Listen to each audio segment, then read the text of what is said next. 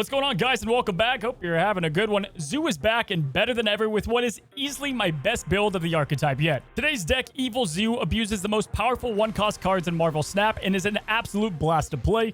Personally, I hit a 77% win rate with the deck, which, as you know, is freaking insane for Zoo. Let's go and jump on in and break down the cards in the deck. So we start off with the lowest power card on today's list, Sunspot. Now, he's usually going to end up around 4 to 6 power minimum, even without the Ka-Zar Zoo bonus. And he's a great card to pair with both She-Hulk, Infinaut, and under Ebony Maw in the event that we can't zero him out. Now, as for our next one-cost card, Zero, he's easily one of the backbones of this deck. Zero can cancel out Titania, Ebony Maw, Destroyer, Sentry, even Typhoid Mary from the deck list today, and then combine all that with the 1/4 stat line after we boost him. Now, as for Titania, she is one of our only pure Galactus counters. We can play her on any lane, send her to the other side, and stop them before they play Galactus. And typically, we're going to have priority because of the way that our deck plays out. Now, she's one of the best cards to end on turn 6 with, and she can virtually be played at any time when she's paired with Zero. And boosted by Ka-Zar, she's going to bring a 2 energy and 10 power value, which is just absurd. Ebony Maw, love him, hate him, he's absolutely key in this deck. Now, protecting him under armor or zeroing him out is always going to be good value. And even if you don't play him or you draw him late, well, we can always have Dracula discard him for easy 7 power. Combine that with the highest power stat line for a 1-cost and even further with a boosted Ka-Zar. Ebony is insane. Now, I know what you're thinking. Ebony Maw is probably not your cup of tea, but in this deck, it works and it's a core piece of the Evil Zoo. Now, we can play Sunspot on turn 1 and then Ebony Maw. That works out just fine. Obviously, Zero Ebony Maw is ridiculous. If you don't have Titania, you can do Nightcrawler to help out your Ebony a little more. And then we have Shanna to throw an extra 1-cost card in his lane, followed by Ka-Zar. You'd be surprised how much power we can truly pump with the card, and if you get Zero, he's one of the easiest targets to get immense power for only 2 energy. Now, heading to the 2-cost cards, we start with Zabu, guys, and although he's not absolutely essential in the deck, he does allow us to dump our hands a bit easier both on turn 5 and 6, and play our 4-cost early on turn 3, allowing us to just overall dump our hand a lot easier. He also enables us to pull off some just nutty combos with our 4-cost cards and gives us loads of flexibility. Next up is our Lord, our Savior, our Protector from both Killmonger and our own potential Destroyer. Armor is going to be insanely clutch in the deck. She's almost always involved in our winning lanes when we do draw her, and on top of that, she's a tech card to go against all those Sarah Miracle Novas out there. Just the perfect card for the deck. Now, our deck is going to consist of typically 3 different 4-cost cards, and the first we talk about is Dracula. Now, Dracula will almost always have huge value in Evil Zoo, whether it's through Ebony Maw, She-Hulk, Destroyer, or Infinaut. Also, Dracula is awesome against Galactus, as we don't have to worry about being Shang-Chi'd and or even good against Spider-Man if there's no other options, and we do have high-power cards in hand. Now, you've had him since Pool 1. He's going to be doing the exact same thing, but now our 1-cost getting those boosts is going to matter a lot more when their starting power is already through the roof. Now, Ka-Zar gives our opponent a huge surprise factor, as the deck doesn't scream Zoo right away, and even more so when we combine this with Shanna, it's going to act as a mini Doctor Doom most of the time. You wouldn't believe how many times your opponent gives up on an Ebony Maw lane, even if they're only winning by 1, for us to just slip in some power with Ka-Zar. Next up, we've got the newest buff card in Shanna, and she is what's making Zoo even more competitive than it already was. Now, typically, she's going to average out 2 power per card that she pumps out, and most of the time, this is going to equal a stat line of either 3 and 4 cost for 10 power. Now, sometimes this can surprise you and definitely go way higher than this, and combined with Ka-Zar, obviously, it's going to get even more bonkers. Now, outside just the surprise factor, by far one of the best parts about Shanna is just filling the board quickly, whether that's to protect you from a goblin or just going for those hard-to-reach locations. Now, what if you don't have Shanna? Well, first of all, I'm sorry, she's a beautiful card, but second, you're going to go ahead and have 2 great replacement options. Shanna adds some more widespread power to the deck, but you can easily go with Sentry, which I think is an awesome replacement. We have Zero or Destroyer to negate the void that comes out of them, or you can go ahead and go with Typhoid, which probably more of you guys have. And again, this is a great card to have with Zero or Dracula to take the 10 power. Now, of course, we're going to save you some time here, but She-Hulk is She-Hulk. But in this deck, we're going to be playing her for 1, 2, or even 3 cost. And that's going to be massive on turn 6, as we can typically play a lot alongside her with all the low-cost cards. Now, on top of this, she'll play an alternate role of sacrificing herself for the greater good to Dracula for some 9 power, and it's just clutch in the deck when Sunspot and Infinaut are involved. Now, our 2 big power cards are both 15 and 20 power. First off is Destroyer, and guys, with Leader getting buffed, we're seeing him a lot more in the meta, which makes Destroyer even more devastating. Now, he's obviously here for Dracula, but he's also a second win condition if we have armor on the board or we place 0 on turn 5. Now, in addition, he's also insanely clutch for things like Galactus or just clearing the board from junk like the Hobgoblins. Now, one other way I like to use Destroyer is if the opponent does play Wave and we haven't played a lot on the board, it's typically a great way to play him early and get 15 power out there and not sacrifice your entire board. Now, guys, I'll be honest, I just miss playing Infinaut, and now we finally get to play him in a deck where he pretty much belongs. People aren't expecting Infinaut near as much even when you skip turn 5. They're predicting something like a Leader and She-Hulk together, so Infinaut's 20 power can definitely surprise, but obviously, most of the time, you want to use him with Dracula. If we can get that 20 Dracula discard, you can call it a day and get an easy win for usually more than like 4-8 cubes. Oftentimes, I'll end up playing him because I know 20 power alone can win the game. Now, put it all together, guys, and here is the complete Evil Zoo deck. Now, we went through some of the replacement options, but most of the cards in here need to be here outside of maybe Zabu and Titania. But again, you can flex out for the cards that we already mentioned. Outside of those replacements, feel free to put things like Shang-Chi, Enchantress. Other cards can fit in here. Obviously, Enchantress can be good with just the ongoing meta. And outside of Ka-Zar, Zabu, or Armor, we don't have ongoing cards ourselves, so you can definitely look at some other tech options.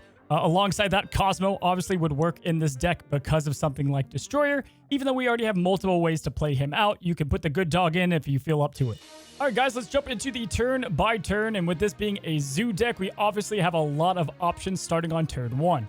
Now, you'll want to prioritize the following plays depending on your hand, but typically 0 should always be played here if you have either Titania or Ebony Maw in your hand. Now, if you don't have 0, you're not going to want to play either Ebony or Titania on turn 1. Simply hang on to them, and you'll want to prioritize playing Sunspot or nothing at all.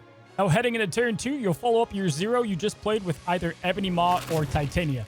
Now, typically, you'll want to prioritize Titania, and then you can play Ebony Maw in the same lane, or you can go ahead and play something like Ebony Maw zeroed out, followed by Sunspot. Really doesn't matter as long as you don't pigeonhole yourself here. If you don't have any of these one-cost cards, or you're just going to save them for the next turn, you can simply play Armor down on your one-cost designated lane, or you can go and play Zabu into a lane that isn't that one-cost armored lane. Now we're on turn 3, and this is your last turn to play Ebony Maw, so if you were not able to play 0, go ahead and throw them onto your one-cost or armor lane now. And we have a lot of different paths to take on turn 3, so let's go through all of them. Now, if you've played Zabu, you can play Dracula into an independent lane or play Ka-Zar early if you so choose. You can also play Shanna here as well. It's a bit early to play her, but at least you can see the other one-cost cards she drops, and sometimes that's 0, and you can play your Titania or other cards that you can benefit from. And lastly, guys, feel free to do any of the moves from the first 2 turns, as we won't have a lot of plays left from here. Now, if you have not played Armor, this is going to be the turn you'll want to look out for either Nova on the board, Destroy cards, or Silver Surfer cards like Goose, Polaris, or Mr. Fantastic, as most of these decks are going to run Killmonger, which is obviously one of our biggest weaknesses. Now, we move on to turn 4, and again, you're going to want to play either Dracula or Ka-Zar if you haven't already, and we're going to have to start deciding on our win conditions from this point. Now, you're going to protect and finalize your winning lanes and start to ensure that your hand will only be high-power cards heading into the last turn to aid your Dracula. Now, if you plan on playing, let's say, Destroyer on turn 6 and you have a great beefy armor lane, then you're going to want to play most of your cards in that armor lane. Now, keep in mind, guys, if you do have She-Hulk in your hand or you draw her, you'll be skipping turn 5, so this is kind of your last chance to be dumping a lot of these cards. Again, if you need to play Shanna, Sentry, or Typhoid here, that absolutely works.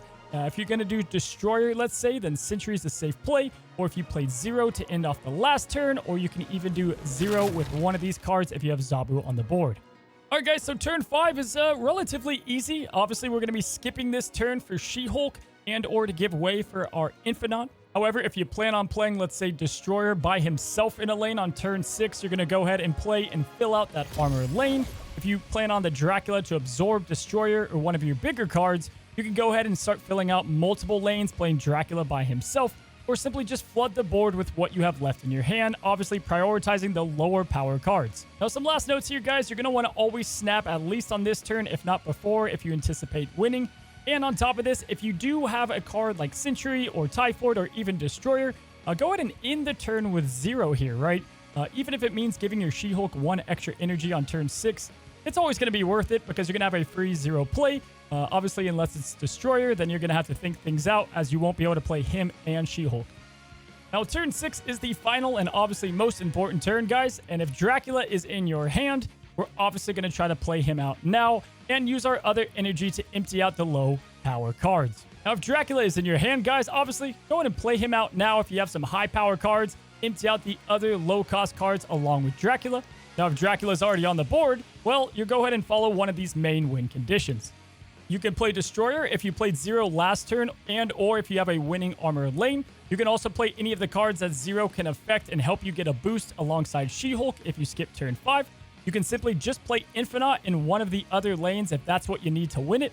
If you need to win wide, you can play Ka-Zar and Shanna together if you still have both of those.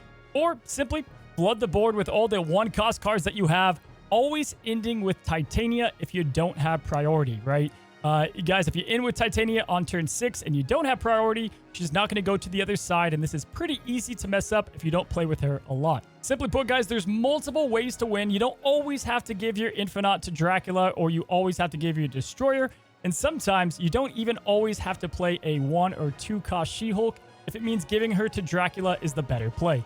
And that is what makes Evil Zoo absolutely slap, guys. There's so many different ways to win. Your opponents have no idea which way you're going. All this combined just makes it a powerhouse of a deck. Now, with this deck being a bit more precise to play, I'm going to walk you through some of my past games and show you guys my thought processes and how I pilot the deck. All right, so the match is going to start here, and our first location is Bifrost. Now, we have 0 Destroyer, Sentry, and Zabu, and because we have nothing to 0, we're going to go ahead and skip turn 1. Now, he plays Sunspot down, doesn't tell us all too much at the moment. And our second location, everybody hates it, but at least we have Bifrost to help us out. Now, I decided to put Zabu on the right side here, and I could have gone right or left. Hindsight, probably would have gone the left side. Anything power number-wise helps to go in the middle when it pushes there. But we went for the right side, and we see here that he plays Ebony Maw, right? So, with that knowledge, this is probably a Sandman deck, unless he happens to be playing the same one we are. And we have Hala as our last location, which obviously we don't want to lose our Zabu. But at the same time, we need to start putting some power number to match what that Ebony Maw and Sunspot is, because we know it's probably going to be like the Doctor Doom combo, which we most likely find in Sandman. So looking at my hand and looking what we can play next turn, we're going to play both Sunspot and 0 this turn, and we'll use the 0 most likely on Sentry unless we get a better target. And he plays Electro. So at this point, he wants his Electro to get destroyed, right? And we don't want to. And because we didn't play on that right lane, I'm guessing he's probably going to play Sandman now. He would rather risk it and play Sandman than, you know, not, and then he would lose his deck when it worked, right? So we have Sentry, Destroyer, She-Hulk, and Infinaut. We're going to go ahead and play Sentry on the left side this turn. And then, guys, it's pretty easy. I can immediately calculate the power. He's going to play Sandman like we expected. And we're simply just going to skip our next turn, give it all to Sunspot, and play one big card in Infinaut. Now, if you look at our total points right now, it is 15-8. And we did lose our Zabu on the right side. And if we skip this turn, it's going to take us to 20. So if he does do the fancy Doctor Doom combo with Electro's energy, we're going to be looking at a 1 power difference in the middle, which is narrow. And he could change it up on us, but it gives me enough confidence. We're going to go ahead and snap here. I think he's probably going to do the most straightforward path, as most Sandman players do. And there you go. Doctor Doom is on the left lane, and we can play Infinaut. We have 20 in the middle, just like we thought, and we can only play 1 card. Now, obviously, guys, we're going to play the Infinaut, and yeah, left side would be fine to play, but we're going to go ahead and challenge that right side. And at this point, if he plays Odin, we win. That's the fun thing. People are very straightforward with the deck, and I have the confidence that he's probably just going to play Odin because he doesn't know what we have with our deck, right? And there it is. He plays Odin. Bada bing, bada boom. He's going to get himself exactly 19 in the middle. We have 20 and 20 on each side, and that's going to be a win. So Sandman, a little more risky. You just want to make sure that as soon as you identify Sandman, you start stacking that power in a lane. To make sure that you can beat one of the Doctor Doom lanes. And then obviously you have Infinaut, She-Hulk, a lot of ways to beat the other lane. Not the easiest matchup, but this one obviously we had Sentry instead of Shanna. Shanna can even do a better job sometimes with Ka-Zar to stack up a lot of power. But with Sentry here, it was all too easy. All right, guys, so we have our first location, Elysium, and our hand is going to be Shanna, Dracula, Ebony Maw, and Infinaut. Now, immediately our 1-cost cards go down to 0, which is huge for our Zoo deck. And we're not going to do anything, right? We're going to wait for a 0. We need to wait for more things to come into our hand before we can decide where and what to play. Now, on turn 2, Baxter Building is the middle. We know we want to win that location. And still, I don't need to play my Ebony Maw yet, so we are going to hang on to him. But we can definitely play Zabu, and I do elect to do so on Baxter Building. Now, is that the best location to play him? Looking back, probably should have put him on Elysium. You usually want your big cards there in the middle. But either way, we're looking okay. And we have Monster Metropolis as our third location. So I decided to snap here as I really like what we have in store. We're going to go ahead and play 0 and Ebony Maw down on Monster Metropolis. I like Ebony Maw's power there. And then we're going to play Dracula in the middle. Obviously, with the Infinaut in hand, we're definitely going to hope we can have him discard that. And we have Shanna still, and a lot of good things and a lot of good cards to come in our hand from our deck as well. So we go ahead and play down our hand. He's going to be playing a card in the middle, and it is going to be Lizard. So no big deal. We're definitely going to be filling out Baxter Building. So with the new Lizard nerf, not worried about that. We're going to take him down to 1 power. And we have our Shanna and Sunspot play. Now, typically, I don't always play Shanna right away, especially on turn 4. But depending on the cards we might get, I do elect to go ahead and play her this turn. I'm going to play Sunspot left side, and then we're going to play Shanna left side as well. And that'll give us a good idea what to do with the last 2 turns of the game. My idea was I'm going to go ahead and skip turn 5 and play Infinaut on either Baxter Building or wherever I might need them, while also floating our power over to Sunspot. So we play down Shanna. He plays Arrow. It's going to pull her over, which no big deal. We're going to fill out that lane and still do what I'm trying to do with it. And we get the holy grail of bad cards with Shanna. I call her Shanna. I still don't know the name. You guys are going to correct me 50 times. Here's the thing, though. People think Hood is bad. No, that's bad right there. Blade and Bast, which killed our Infinaut, but then Blade discarded it, and it's pretty much all bad. However, I still think I can win. We're sitting pretty here with the different plays that we have, and we still have Ka-Zar. Now, obviously, the play here is going to be to just obviously float our energy. It really doesn't matter. No matter what I pull for our next card, we're going to be able to play it. So we just kind of sit here patiently. So it's also important to note that this guy's playing the good cards deck is what it looks like, right? From just his early turns. Could be a lot of decks, but that's just what I'm early identifying it as. And Wave is commonly in that deck, so I was expecting something like Dr. Doom. Now, heading into the final turn, we do pull She-Hulk, which is fantastic. Good stuff there. And trying to decide where to play her, right? We have a lot of one-cost cards on the board. I don't anticipate a Killmonger with the deck he's playing. And Ka-Zar is going to give bonuses kind of across the board here. Dracula, a little bit of an awkward card because of the Blade incident. He's not going to discard anything, really. And we need to get that Lizard ongoing effect to trigger to take him down to 1. Now, I do want to say, I wish Lizard turned into, like, is it Doc Connors? Whenever he went to 1, that'd be such a cool animation. If you're watching Second Dinner, that'd be sweet. But ultimately, I decided to play She-Hulk in the middle, Ka-Zar in the left. The power spread alone, I felt really confident about. Even if he did, like, a Dr. Doom and She-Hulk, I felt like I could beat it. So he plays down his cards. He has 2 of them, and Leader, which I can't believe I wasn't expecting that, and She-Hulk. So he copied my She-Hulk, my highest card. But luckily, Ka-Zar comes in, saves the day big time, and he's going to be boosting up all the 1-power cards. We take Baxter Building by 1 point, which is huge. And even myself, guys, I'm getting used to Leader getting back in here. I probably should have saw that. It was kind of a lose-lose, though, because I had to trigger the Lizard ongoing effect. But either way, we did win that 1 by 1 against, again, a good deck. All right, guys, so we head into the first turn here, and we have Los Diablos base as our first location, Dracula, Ebony Maw, Ka-Zar, and Sunspot as our opening hand. So, obviously, we're going to wait to see if we get 0. We're going to go ahead and play Sunspot on the left side here and go into turn 2. Now, heading into turn 2 here, we have Sanctum Sanctorum, and that makes Ebony Maw even a little bit more dangerous. But I feel okay. I feel like that we can go ahead and play Ebony. We're going to obviously build up Sunspot and have that lane. And if I see that he even has any type of Killmonger, then we're going to get the hell out of there. Now, he does play Sentinel, and that immediately triggers me. That could be a possible Sarah control deck, so we do need to be on alert. Which means I'm going to play Armor on this right lane to kind of set us up to potentially win with a Shanna Ka-Zar finish to win the middle location and that left side, right? So we play Armor down right side.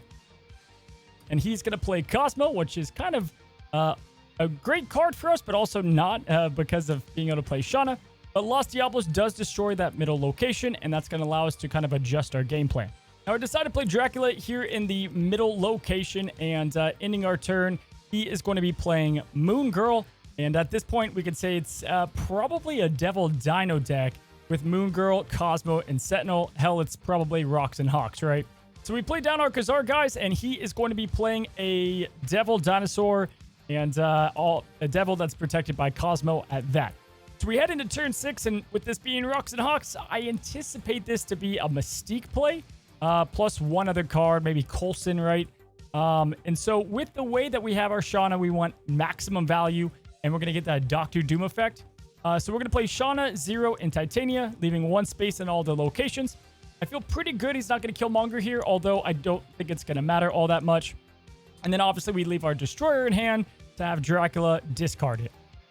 So he's going to play Mystique left side. That's going to copy the Devil Dino. And he's already up by 1. It's not looking great. He's going to go up by now 3 with the Sentinel. We have our Shanna go out. We don't get lucky. We have M'Baku on the left side. We get Rocket in the middle and Elektra on the right. But obviously, it's already looking good. Because of the discard with Destroyer, we're going to get a much bigger power advantage and beat out that Devil Dinosaur. And we get pretty close to beating him with just the Titania, which was cool. And also just shows how good of a card she is played late. And bada bing, bada boom, we're going to take it from a Rocks and Hawks deck. So you just have to anticipate the Killmongers, and as long as you do that, then you're typically good. And by then, you can just leave, right? If you see Nova, if you see anything that's screaming Sarah Control, which those lists are pretty standard, and they don't deviate all too much. So there you go, guys. That's everything I know about Evil Zoo. One of the most fun decks that I've played this season, and I'm just excited for the general ladder to start playing the deck. If you find yourself coming back to the channel time and time again, consider supporting down below by hitting the red subscribe button. And as always, guys, until the next one, happy snapping.